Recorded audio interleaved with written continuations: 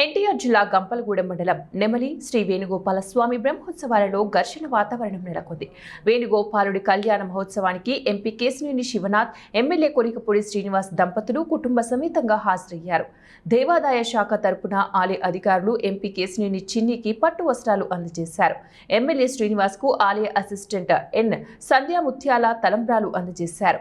MP చేతుల్లోని పట్టు వస్త్రాలను MLA Kolikapudi బలవంతంగా లాక్కున్నారు. దీంతో ఎమ్మెల్యే చేతుల్లోని పట్టు వస్త్రాలను తీసుకునేందుకు ఎంపీ వర్గీయులు ప్రయత్నించారు.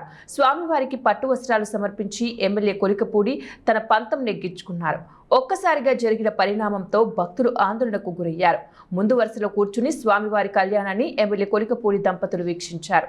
ఎంపీ కేశినేని శివనాథ్ దంపతులు సామాన్య భక్తుల మధ్య వెనుక వరుసలో కూర్చున్నారు. కళ్యాణం అనంతరం పోలీసుల రోప్లతో భారీగా మోహరించారు. ఘర్షణ వాతావరణం నేపథ్యంలో ఎమ్మెల్యేను, ఎంపీలను వేర్వేరుగా పంపడానికి ప్రయత్నించగా ససేమిరా అంటూ వచ్చిన దారిలోనే ఎమ్మెల్యే కొలికపూడి శ్రీనివాస్ దంపతులు తిరిగి వెళ్లారు. ఎంపీ కేశినేని శివనాథ్ తలంబ్రాలు వేయకుండానే వెళ్లే క్రమంలోనే పార్టీ నాయకుల విన్నపం మేరకు స్వామివారికి తలంబ్రాలు సమర్పించారు. వేలాది మంది భక్తుల మధ్య ఎంపీ, ఎమ్మెల్యేల ఆధిపత్య పోరు మరోసారి చర్చనీయాంశంగా మారింది.